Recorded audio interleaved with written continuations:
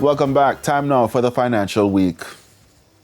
A 30-day tax waiver has been granted for specific goods being imported in Jamaica as of October 29.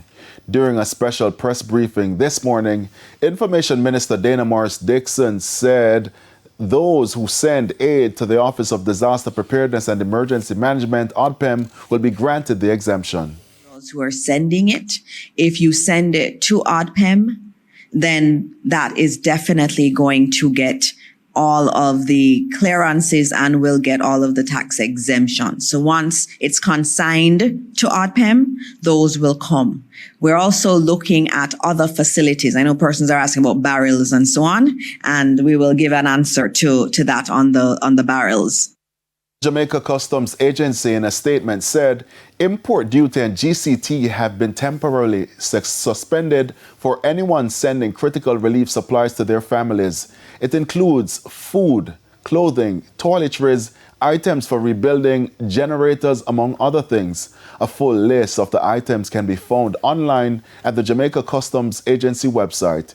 TVJ News will also be posting the list on our social media platforms. The waiver will expire on November 28. Items imported before October 29 will not qualify for the waiver. Now, business operators in Santa Cruz, St. Elizabeth are counting their losses after Hurricane Melissa.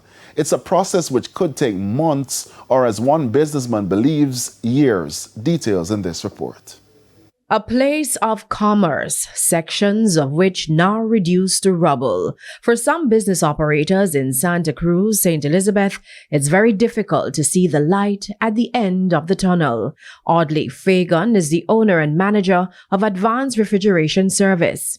I don't think we can recover if the two superpowers don't help us, We need both America and Russia right in our back, Delroy Slowly is the owner of True Bargain Hardware. He's mobilized work crews to help clear the rubble in the town. The first matter at hand is to clear the main thoroughfare. So my team and I were clearing down here in Santa Cruz. We had a situation, as you can see the operation in the back there, to allow the free flow of the traffic through the town. And even in the construction, some farmers were selling the only things they could salvage from their farms. Everything mash up a soul. So you managed to reach here? I pull that since morning? No, for Sunday. For reach us with it. I see everything mash up. Yeah, we try to sell where they mash up. Then I will pick up and carry come in the market. Of note, the Ruby's gas station was looted, adding to the plight of the owners. People we spoke with say it could take up to 5 or maybe 10 years to fully recover. For a very long time, Hurricane Gilbert was considered the mother of all hurricanes. But after Melissa, this make Gilbert looks like child.